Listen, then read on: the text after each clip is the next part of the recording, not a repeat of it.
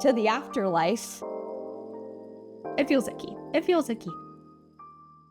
Loving this series.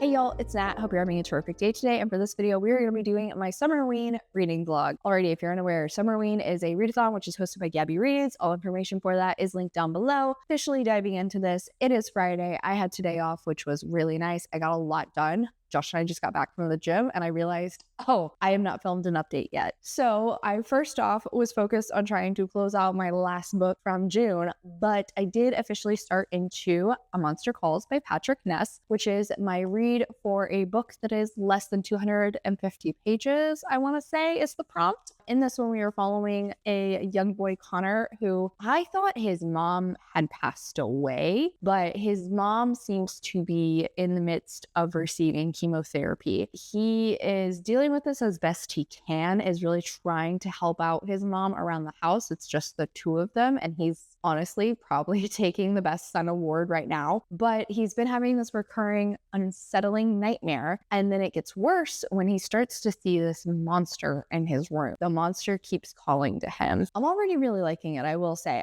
The way Connor is characterized and the way we're seeing the conflicting experience he is going through while trying to help his mom and also just continue living his everyday life is heart-wrenching. I knew it was probably going to be, but I am very fascinated by the monster and what's going to happen with it, how it's going to, if it's going to like work its way in with Connor. I don't know what does it want. I'm not sure. Along with that, my edition is also illustrated. Of course, now I say that and I'm not going to find any illustrations. Okay, here we go. Like he wakes up one morning and his room is covered in these leaves. Or like here's the monster outside his room. The art is really cool, I will say. So I started into this one. I do also have it on my Kobo so I can kind of work on it some more digitally if necessary. But along with that, while I was at the gym, I also started into my pick for a new to me author, and that is going to be The Long Walk by Stephen King, though this one was written under his pen name of Richard Bachman initially, I believe. This is also actually my pick for recommended on my horror bingo board. Recommended because my in-laws have told me a million times I need to read this. I've been very hesitant to pick up any Stephen King personally. Heard a lot of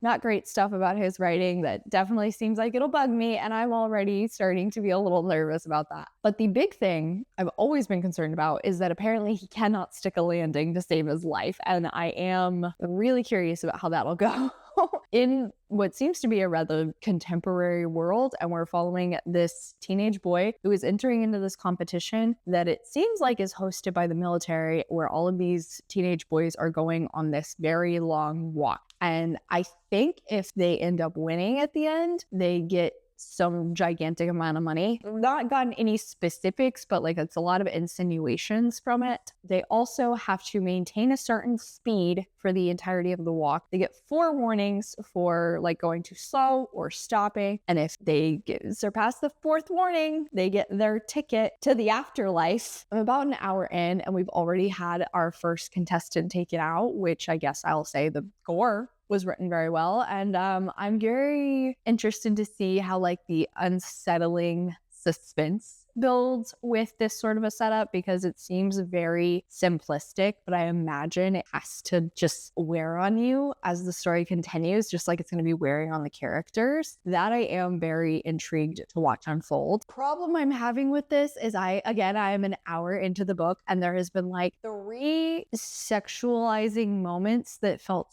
so unnecessary, and then a description of boobs that was literally 2 paragraphs into the book, and it is from the main boy talking about his mother. Why?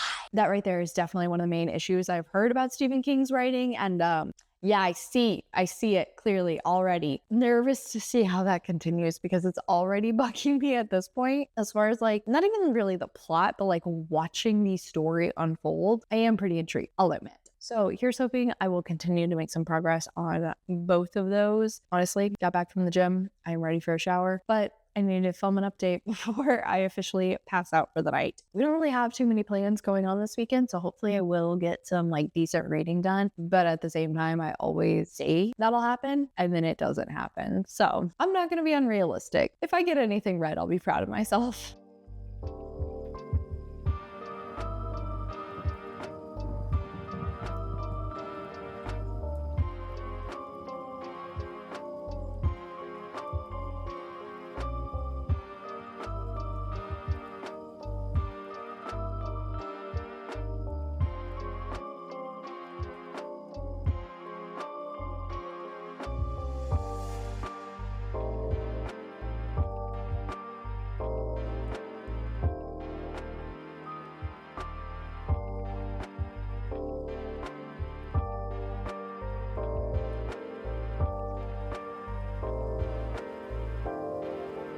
Hello, my loves. So happy Monday. Yeah, I have not talked to you in a hot sec. As I predicted, I did not do nearly enough reading over the weekend, which is not surprising. If anything, it's a little surprising that I did get some reading done. So on that note, I'm actually about 60% into The Long Walk by Stephen King. It did occur to me that it was very ironic to be listening to this audiobook while working out on the treadmill while I was at the gym. I kind of thought maybe I should try and just like finish it out while on the treadmill, but I don't think I'll like go to the gym enough times in this week for that to happen. But anyway, I'm 60% into this. And as far as like the plot itself goes, I'm actually pretty into it. I think it's very impressive how King is building suspense in this, how he is kind of diving into some philosophical questions that I guess I just didn't really consider would be explored going in. But at the same time, like all the plot of this book is these boys walking. Like it is literally just them walking. Well, okay, that's not it. We also see some cases of the boys having their ticket punched, quote unquote. And that's definitely on the gorier side. It definitely amps the anxiety feeling of the writing, but I feel like there is always this kind of comfort feeling that I also kind of have, because the main character, Garrity, we're only seeing through his eyes. We're not seeing through anybody else's. So if he's taken out, he can't win. But at the same time, we won't see the rest of the story. We won't watch the rest of it unfold. And I'm very intrigued about that, because how is King going to handle the ending when it comes to that fact? And that's also definitely adding to my continuing the book so quickly. There's also been some interesting talk around like why they're even doing this in the first place. Like what is the motivating factor? It's been insinuated that like maybe it's a huge amount of money. It's been mentioned that like they could get whatever they want. I don't know if that's because of the money or if it's because of like they suddenly have, I don't know, like immunity from the government or something. So we don't know 100% what the winnings are, but clearly it has to be something worthy of these guys taking a 99-1 odds that they will survive and actually get this thing, because it's definitely kind of brutal watching these young kids get taken out. It's also been fascinating to see like how the audience reacts to the walk that's happening, and then like how the walkers react to the audience. I've been really interested in that angle of it. There was one point where somebody commented like, we're entertainment, like that's what this is. And it definitely got me thinking around the like delicate line and the nuanced issue of true crime. I did appreciate how King kind of explored that a little bit with these characters. Again, plot wise, this is going really well. Writing style wise, it has fallen into nearly every pitfall I was concerned about when it came to reading a Stephen King book.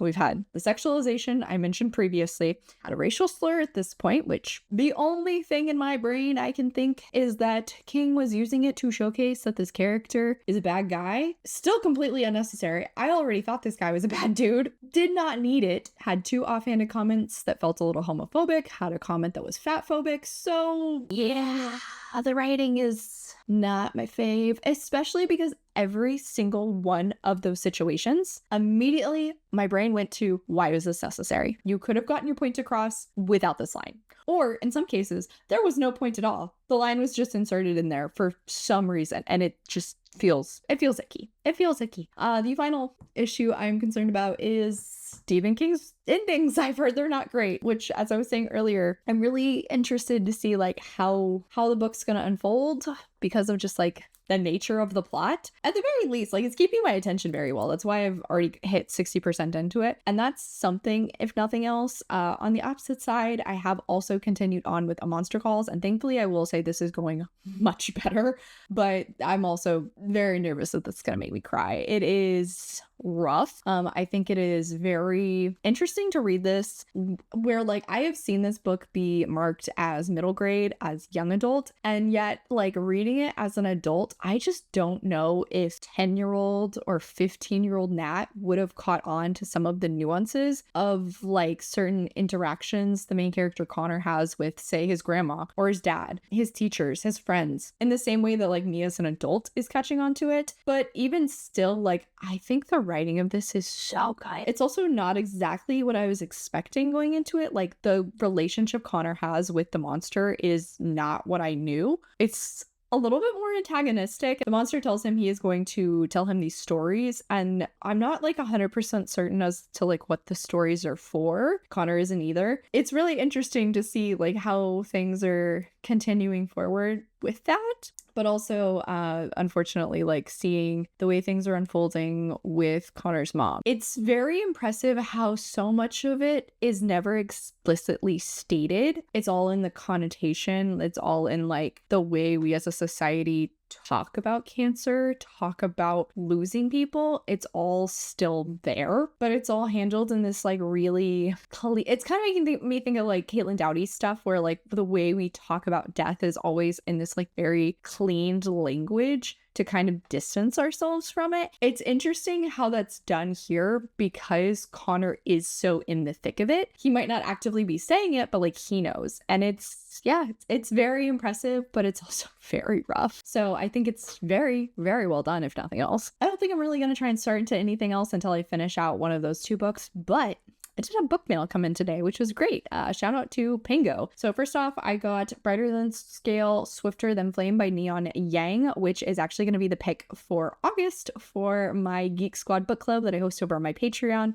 If you're interested in joining us, I'll have my Patreon link down below. But I'm really excited for this one. It very much makes me think of The Mandalorian, which I am all over. We're following this woman who is put into this like extreme armor and basically tasked with the role of taking dragons down in her kingdom. But she ends up having to travel to this like fellow neighboring kingdom where dragons are actually worshipped instead of hunted, and a relationship develops with the queen, who is like slowly trying to change the main character's mind about dragons. And I'm very excited. I'm really hoping I love this. Cannot wait to read it. And it's also on the shorter side, which is great. Then I also grabbed a copy of All the Single Ladies by Rebecca Traister, Unmarried Women and the Rise of an Independent Nation. I think I heard about this from Robin Reads, I want to say, and it sounded like an interesting nonfiction. I'm definitely considering trying to pick this up for my feminist reading vlog, so that would work out great. It traces the history of unmarried women in America and how they've shaped the nation in the 21st century and are continuing to do so. Sounds very up my alley. Apart from all that, honestly, I'm trying to do a ton of filming tonight, so taking it easy. I might play some more Diner Dash because I fell down that hole over the weekend. I beat like 40 levels in nearly a single sitting. So now I'm on like the last 10 levels and I've had to redo, I think it was level 42. I probably played like 10 times last night trying to hit the goal. So I might play some more of that.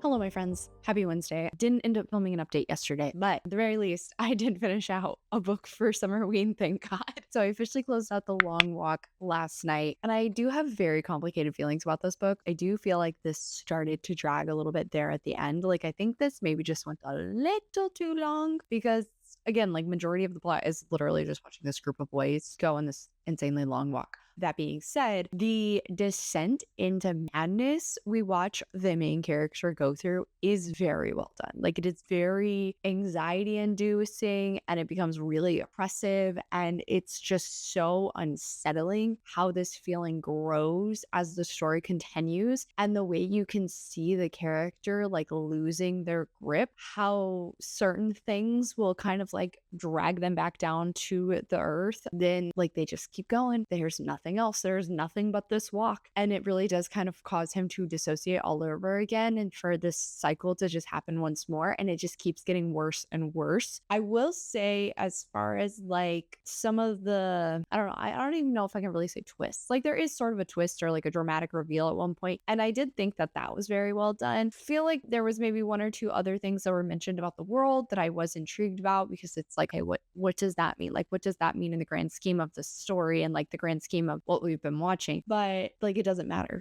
All that matters is this walk. And so it was an interesting setup. I don't necessarily know if I really like the ending, honestly. It feels a little anticlimactic, but at the same time, I think it also does kind of match with like what we do watch throughout the book. Conflicting feelings about it, but at the very least, I finished it. I finished my first Stephen King. I also did continue on with A Monster Calls by Patrick Ness. I tried to finish this out last night, but I was like completely just passed out at one point holding my Kobo, and when I like jerked awake, it was like, okay, I gotta go to bed. So I don't have too much longer to go. I have not quite cried. I did tear up at one point last night. Still very heavy, and like at this point, it's also very oppressive. God, I just feel for this kid. Man, I want to wrap him up in a hug, and this is a terrible experience that people have to live through, and especially for somebody so young. I think Ness is doing a really great job of showcasing the complicated emotions that the other characters around Connor are going through, how Connor responds to them. So emotionally, this is phenomenally done. Like, I do think it's very, very good. I also think the art pieces in this one are very cool. Really interesting style, where it also kind of reinforces this nightmarish feel that Connor keeps bringing up, because like he thinks this is just all a nightmare. And as of this point, I have like officially figured out what it is that the monster is representing, and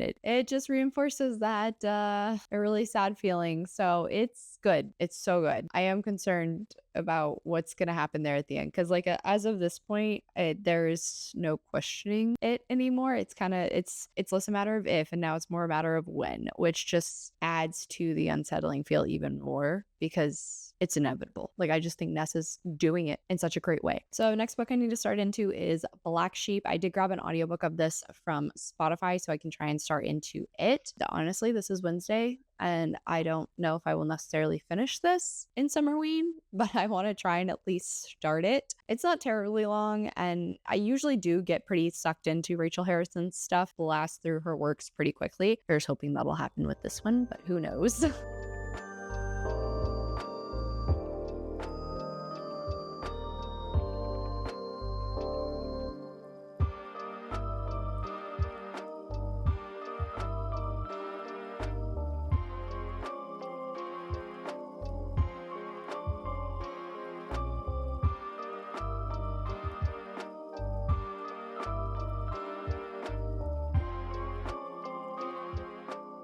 Hello, my loves. So officially need to wrap out this video because Summerween is over. My updates have been all over the board this week, but I actually have made some really good reading progress since I last talked to you. So Wednesday night, first up, I like barely scratched the surface into Black Sheep by Rachel Harrison. I mean, I think I read the first chapter, so I got the gist of what the story was going to be about. We were following Vesper, who at the start is kind of in this dead-end job, doesn't really like anybody she works with, doesn't really like her job itself, but she gets this very unexpected invitation to the wedding between her cousin, who was actually more like a sister to her growing up, and her ex-boyfriend. And if that was not dramatic enough, Vesper technically is supposed to be completely cut off by her family because they're basically a cult, and she left said cult when she was 18. That was about what I knew going into this book, but I did get a feel for Vesper's character at the start. She definitely reminded me of Cleo from Plain Ice by the same author, where she's not super likable, but I feel like Vesper is a little bit more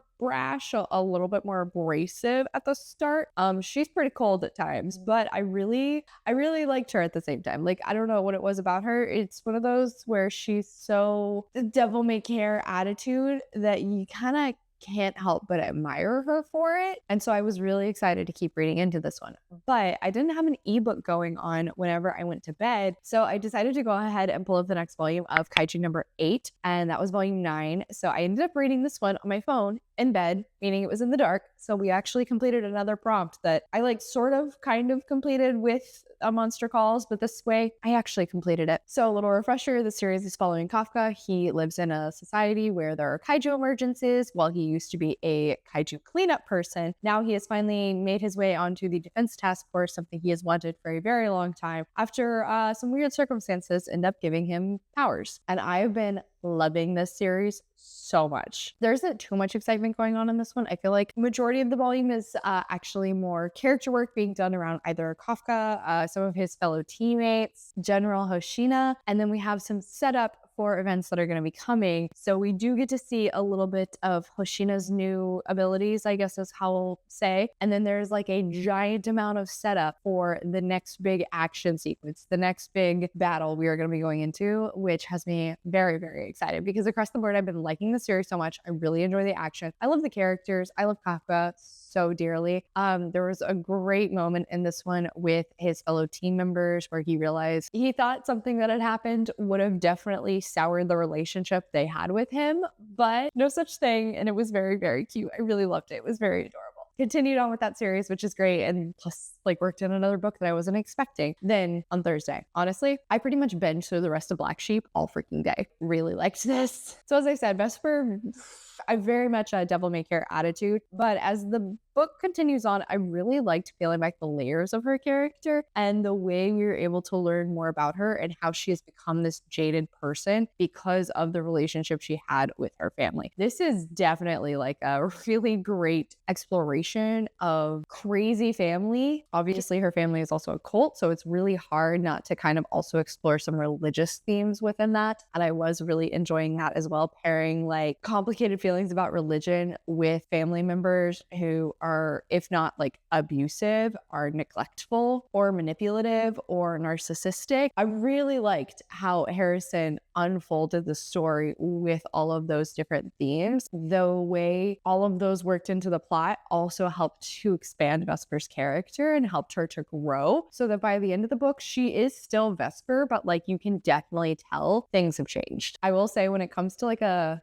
fairly major plot point, I did figure that out very quickly, but I'm not complaining about that. If anything, I really liked that it ended up taking that turn because it led to some wild events. The plot was a roller coaster ride. As far as the gore in this one goes, it stayed pretty quiet up until the end, and then it like went balls to the wall. It went a little crazy. The final confrontation scene was so satisfying. There was a specific thing I really wanted to happen between Vesper and her mom that never did. I'm bummed we never got to see something like that happen, but at the same time, I actually think the final moments of this book, the final like scenes we get to see between Vesper and her mom actually do add some additional layers and nuance to prior interactions we watched them had, which was really clever on Harrison's part and had me sort of rethinking the relationship that these two have had over the years. It's kind of funny, actually. I feel like I wanted a little bit more knockout drama happening with the family, kind of like what we were getting in You Should Have Been Nicer to My Mom, but the end of this book gave me what I was wanting from the end of You Should Have Been Nicer to My Mom. So I definitely think these two books are an interesting combo and stand out together in my head. But yeah, I really, really liked this. It's also Rachel Harrison, so there's a few just really good nuggets about being a woman that I don't even think was a especially like strong theme or like one that was really at the forefront, but it's something that I feel like Harrison always brings up in her stories, and I greatly appreciate that. Miss Harrison has definitely cemented herself as a favorite author of mine. Just, this was so good. This was so good. So on that note, I got 2 additional books read that I was not sure if they were going to happen like 3 days ago, which is great. And on that note, that's officially it for today, y'all. Thank you so much for coming to my channel. I really appreciate it. Make sure to hit like and subscribe down below. If you made it all the way to the end of this video, let's leave, is there a lamb emoji? Goat? Sheep? Let's leave one of those down below. I've got links to all my socials as well as a few ways you can support me down in the description. I come out videos on Monday and Friday, but until then, I hope you continue to have a terrific day. Love you. Bye.